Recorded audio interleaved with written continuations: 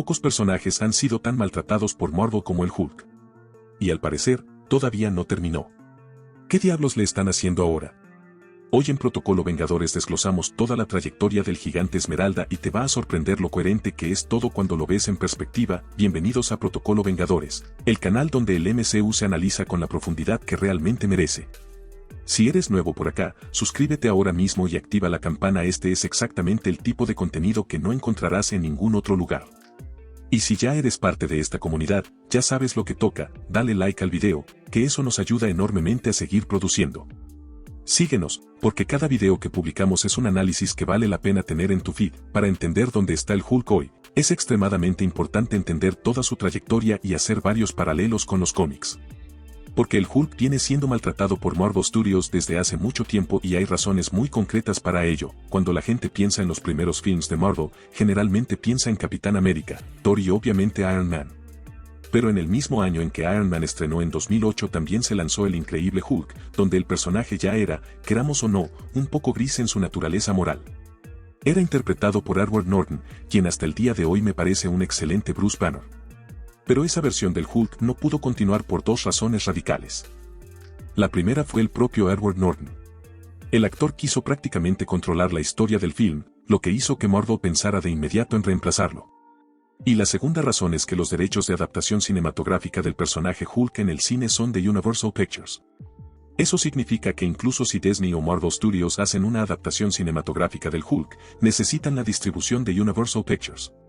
Por eso hasta el día de hoy el Hulk no ha tenido otro film en solitario donde sea el protagonista, porque de hacerlo, Disney tendría que repartir las ganancias con Universal. Eso hizo que todos los arcos narrativos que Marvel visualizaba para el Hulk tuvieran que encajarse en las películas de otros personajes, ya sea en los films de los Vengadores o en Thor. Y es obvio, un personaje que aparece como secundario no puede desarrollarse tan profundamente como el protagonista. Vale mencionar que la versión de este personaje en ese primer film se inspiró bastante en la versión original del Hulk en los cómics, donde apareció originalmente de color gris, solo cambió al verde unas ediciones después, por una limitación en la fidelidad de la impresión de la época. En esos volúmenes originales, la transformación del Hulk ocurría por el ciclo del día y la noche, caía la noche y el Hulk aparecía. Aunque la relación directa entre el estrés de Bruce Banner y la transformación solo se volvería definitiva 2 años después, en el cómic Tales to Astonish. Pero miren el final de la película de 2008, vemos a Banner aislado en una cabaña en medio de la naturaleza, meditando para controlar su transformación en el Hulk. Ese gancho fue aprovechado brillantemente en Los Vengadores de 2012, donde el Hulk ya aparecía completamente verde, pero Bruce Banner demostraba tener cierto control sobre la transformación. Él decidía cuándo convertirse en el Hulk. Y aunque no podía mantener el mismo nivel de raciocinio, era capaz de darle una dirección al gigante Esmeralda. A pesar del cambio de actor, en este caso Mark Ruffalo tomó el papel de Bruce Banner, fue posible entender un desarrollo natural en la personalidad del personaje, porque en la versión de Edward Norton era un poco más egocéntrico, a veces incluso irresponsable. Ya en Los Vengadores con Mark Ruffalo, Bruce Banner demostró haber madurado con sus experiencias, siendo más responsable y cauteloso en sus acciones. El personaje sigue esa progresión en Vengadores, Era de Ultron de 2015, donde continuaba transformándose cuando quería, dirigiendo su rabia para cumplir los objetivos de los Vengadores. Y junto a la Viuda Negra descubrió una forma de calmar a su alter ego. Pero era evidente que todo ese proceso era sumamente desgastante para Bruce Banner. Y fue prácticamente forzado a revivir un gran trauma cuando fue influenciado por la Bruja Escarlata y destruyó parte de una ciudad cercana a Wakanda. Algo importante de recordar aquí, eso era exactamente lo que Bruce más temía, que el Hulk perdiera el control y lastimara a más personas. Esa situación generó un rechazo público aún mayor hacia este héroe y hizo que Bruce quisiera aislarse cada vez más. Aguantó apenas lo suficiente para que los Vengadores resolvieran la amenaza de Ultron, y en cuanto la batalla pareció resuelta, el Hulk dentro de la Quinjeta, la aeronave de los Vengadores, simplemente se fue rumbo al espacio. O sea, revivir ese trauma hizo que Bruce Banner se recogiera tanto dentro de sí mismo que casi desapareció dentro del Hulk. Reaparece en Ragnarok, donde descubrimos que aquella Quinjeta aparentemente también funciona como nave espacial, salió de la órbita de la Tierra, entró en algún agujero de gusano y fue lanzada al basurero de la galaxia, el planeta Sakaar, donde el Hulk se convirtió en gladiador gracias a sus aptitudes físicas. Pasó años en ese planeta. Años actuando como gladiador sin que Bruce Banner regresara ni por un momento. Eso permitió que la conciencia del Hulk madurara, desarrollando una personalidad casi infantil, como si fuera literalmente un niño que con pocos años de vida aprendió algunas palabras y aprendió a comportarse. Eventualmente, Thor logra reproducir una grabación de la Viuda Negra y el Hulk vuelve a ser Bruce Banner. Quien ahora, por cierto, desarrolló otro miedo completamente diferente. Si antes tenía el trauma de lastimar personas, ahora ganó el trauma de desaparecer dentro del cuerpo del Hulk, que su conciencia fuera totalmente anulada. Por eso Bruce Banner no quería transformarse de nuevo tan pronto. Pero fue forzado a hacerlo en la batalla final contra Ela. Y resulta, ya no podía transformarse. Ya no era solo control emocional. Era también control racional. Bruce haría todo lo posible para no convertirse en el Hulk.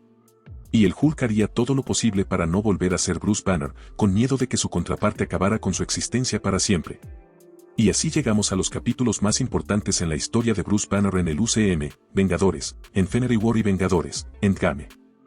El actor Mark Ruffalo contó que Kevin Feige se acercó a él y le preguntó, Mark, ¿cómo imaginas el futuro del Hulk en el cine? Mark Ruffalo dio su idea de lo que visualizaba, y la conclusión a la que llegaron fue que ese arco dramático del Hulk se desarrollaría a través de los próximos 3 films. Hoy miramos hacia atrás y podemos intuir que esos 3 films eran Thor, Ragnarok, Infinity War y Endgame. Entonces probablemente la idea que Mark Ruffalo tenía era algo cercano a que el Hulk tomara control total primero, luego Banner lograra transformarse y tomar control total, pero ambos descubrirían que necesitan trabajar juntos, lo que derivaría en el Hulk Intelligent. Sin embargo, como veremos, en la película de Spider-Man eso no salió exactamente así. Ya llegamos a eso. Oye, necesito pedirte algo ahora mismo. Si estás disfrutando este análisis, dale like al video en este instante. Ese pequeño gesto nos da una fuerza enorme. Y si todavía no estás suscrito, suscríbete al canal ahora y activa la campana. Sigue a Protocolo Vengadores para no perderte ninguno de los análisis que vienen. Cada suscripción, cada like, cada comentario es directamente lo que nos permite seguir produciendo este nivel de contenido para toda esta comunidad. ¿Listo? Continuemos. En Infinity War, el Hulk, todavía ese Hulk infantil que no quería darle espacio a Bruce Banner, se enfrentó a Thanos y recibió una paliza monumental. Una derrota tan brutal que cuando llegaron a la Tierra, ocurrió exactamente lo contrario que en Ragnarok. Si en Ragnarok vimos a Banner esconderse dentro del Hulk, aquí vemos al Hulk esconderse dentro de Banner. Y ahí descubrimos el gran trauma, el gran miedo del Hulk: tenía miedo de perder. El Hulk se estaba negando totalmente a salir, algo que habría sido el sueño dorado de Bruce Banner años atrás. Solo que en ese momento de crisis total de los Vengadores, una batalla decisiva, Banner necesitaba dejar de lado sus propios miedos para llamar al Hulk. Y no funcionó. Lo que hizo que el propio Bruce Banner tuviera que arreglárselas por su cuenta usando la armadura Hulkbuster prestada de Tony Stark. Es importante mencionar que, inicialmente, los planes eran que Bruce Banner y el Hulk encontraran una armonía al final de Infinity War. Ese momento estaba filmado, pero fue eliminado y quedó como una escena eliminada. El Hulk Intelligent iba a emerger ahí, y esa era la conclusión del plan sugerido por Mark Ruffalo, la unión de lo mejor de dos mundos. Pero como al final no fue eso lo que ocurrió, Marvel siguió un camino considerablemente más oscuro para el personaje. Y así llegamos a Vengadores, Endgame, donde el Hulk ya aparece inteligente y comienza a ser llamado por la gente como el Profesor Hulk. El propio personaje explica que fue Bruce quien dedicó tiempo en el laboratorio y pensó en una manera científica de unir la mente de Bruce Banner con el cuerpo del Hulk, lo mejor de dos mundos.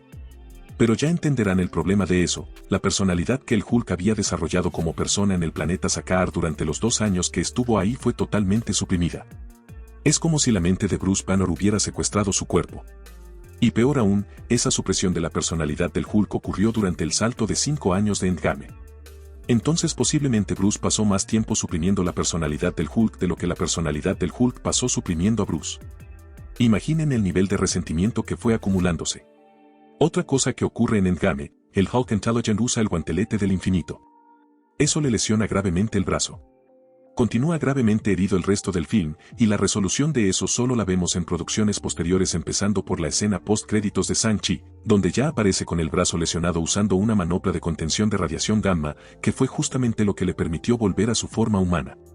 Existe un paralelo fascinante para eso en los cómics, concretamente en el Incredible Hulk número 141 de los años 70, donde aparecía una máquina llamada generador de rayos catárticos capaz de succionar la radiación de Bruce Banner, básicamente deshacer su condición y permitirle no tener que transformarse más en el Hulk. Ese proceso no terminó del todo bien porque el Dr. Samson, un personaje muy presente en los cómics durante mucho tiempo pero que hasta ahora no ha aparecido de forma relevante en el UCM, tenía un ego considerable y decidió bombardearse a sí mismo con un poco de la radiación gamma que la máquina había extraído. Eso le dejó el cabello verde y lo En el universo de los films, el propio Kevin Feige confirmó que la transformación del Hulk, su regreso a la forma humana, no fue porque Bruce Banner quisiera inhibir permanentemente su transformación, sino que volvió a ser humano para regenerarse y recuperar su brazo. Eso también confirma que Bruce no podía controlar libremente su transformación. Solo lo lograba a través de la ciencia. Pero incluso así, a través de la ciencia, todavía tenía todo bajo control. En la serie de She-Hulk, Bruce aparece nuevamente usando ese dispositivo de contención gamma. Sufrió un accidente de auto donde el dispositivo fue dañado, pero aún así no se transformó de forma descontrolada ni salió destruyendo todo. Todo indica que en esa época, cuando Bruce perdía el dispositivo, todavía se transformaba en el Profesor Hulk. De hecho, poco después abordó a su prima Jennifer Walters como el Profesor Hulk sin ningún problema aparente. Un detalle importantísimo en la vida del personaje durante la serie de She-Hulk. Descubrimos que recibió un mensaje del planeta Sakaar donde vivió como gladiador durante 2 años y en ese mensaje también descubrió que tenía un hijo, Skaar, quien vino a la Tierra. Todavía no sabemos si ese hijo vino de visita o vino definitivamente a vivir con su padre. Pero ahora llegamos a Spider-Man, A New Day, donde Bruce aparece nuevamente usando la manopla para contener artificialmente al Hulk. Solo que hay una diferencia crucial, desde los eventos de la serie de She-Hulk, ya no necesitaba usar esa manopla, porque la usó para curar el brazo, y al final de She-Hulk ya aparecía con el brazo completamente curado. El Hulk inteligente estaba 100% recuperado. Entonces, ¿qué diablos lo hizo recurrir nuevamente a la tecnología para bloquear su transformación? En algún momento llegué a comentar que quizás Bruce simplemente quería vivir una vida normal, dar clases en la universidad y nada más. Pero no es solo eso. El Hulk está descontrolado de nuevo. ¿Por qué ya no se convierte en el Hulk Intelligent? La respuesta puede estar en el Incredible Hulk número 377 de 1991, donde el Dr. Samson, el mismo de la máquina, el que tomó un poco de radiación para sí mismo, continuó siendo el psicólogo de Bruce Banner. Y a través de técnicas de hipnosis y una serie de procesos similares, logró que las diferentes personalidades del Hulk simplemente se entendieran: Bruce Banner, el Hulk gris y el Hulk verde. Hoy en día existen muchas más versiones del Hulk, pero en esa época eran esas. Bruce revisitó varios traumas de su infancia, momentos traumáticos que habían fragmentado tanto su personalidad. Y al resolver finalmente eso, las personalidades entraron en armonía. De ahí emerge el Profesor Hulk de los cómics, que de hecho tiene todo el poder del Hulk y toda la inteligencia de Bruce Banner, la fusión genuina de esas personalidades y no una suprimiendo a la otra. Sin embargo, un elemento fundamental de esa versión del Hulk que se revela más adelante es que, aunque sea la más poderosa hasta ese momento, también existe en un equilibrio extremadamente frágil. Es casi como la versión idealizada de Bruce Banner, inteligente, poderoso, pero puede colapsar y perder totalmente el control si supera ciertos niveles aceptables de rabia y estrés. Y esa puede ser exactamente la experiencia de Bruce Banner en la película de Spider-Man. En algún momento entre los eventos de la serie de She-Hulk y ahora, el Hulk Intelligent simplemente pudo haber perdido el control. Y sin ese control, revirtió a su versión más salvaje, más descontrolada. Lo que hizo que ya no pudiera mantener su transformación inteligente y lo llevó a recurrir nuevamente a la tecnología para inhibir permanentemente la transformación, probablemente mientras busca una nueva solución.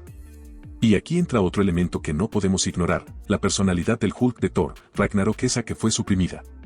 Contando el periodo entre Infinity War y Spider-Man, A New Day, esa personalidad estuvo atrapada casi 10 años. Imaginen el nivel de rabia y resentimiento acumulado hacia el mundo, hacia Bruce Banner. Eso ciertamente sería suficiente para hacer emerger a ese monstruo incontrolable que solo piensa en destrucción. Y yo no puedo evitar preguntarme, ¿durante cuánto tiempo va a dominar la personalidad del Hulk? ¿Qué más va a hacer en el mundo?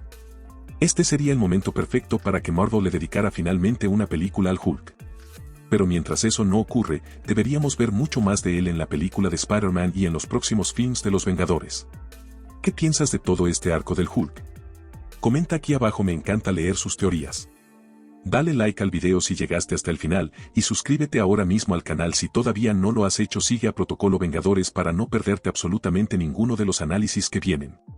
Este canal existe gracias a ustedes, y cada like, cada suscripción, cada comentario es lo que nos permite seguir produciendo este contenido de calidad para toda esta comunidad.